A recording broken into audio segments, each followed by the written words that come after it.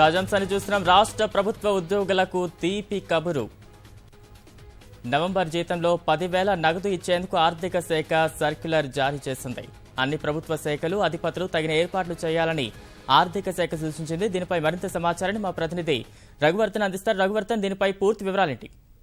పెద్ద నోట్ల రద్దు నిర్ణయం నేపథ్యంలో నవంబర్ నెల వేతనాలు ప్రభుత్వ ఉద్యోగులు ఒకేసారి తీసుకునే వెసులుబాటు లేని నేపథ్యంలో నగదును అందించాలని, నగదు ఇచ్చే ఏర్పాటు చేయాలని ఉద్యోగ సంఘాల విజ్ఞప్తిని రాష్ట్ర ప్రభుత్వం పరిశీలించింది. అందుకు అనుగుణంగా రాష్ట్ర ప్రభుత్వం ఒక్కొక్క ఉద్యోగికి 10,000 రూపాయలు చొప్పున నగదును నవంబర్ నెల వేతనం నుంచి అందించే ఏర్పాటు చేయాలని రిజర్వ్ బ్యాంక్ విజ్ఞప్తి చేసింది. రిజర్వ్ బ్యాంక్ సూచనల మేరకు రాష్ట్ర ప్రభుత్వం ఈ మేరకు బ్యాంకులను కూడా ఈ విషయాన్ని సంప్రదించింది. ఒక్కొక్క ఉద్యోగికి 10,000 రూపాయలు నగదు రూపంలో ఇచ్చే వెసులుబాటు చేయాలని నవంబర్ నెల నుంచి విజ్ఞప్తి చేసింది.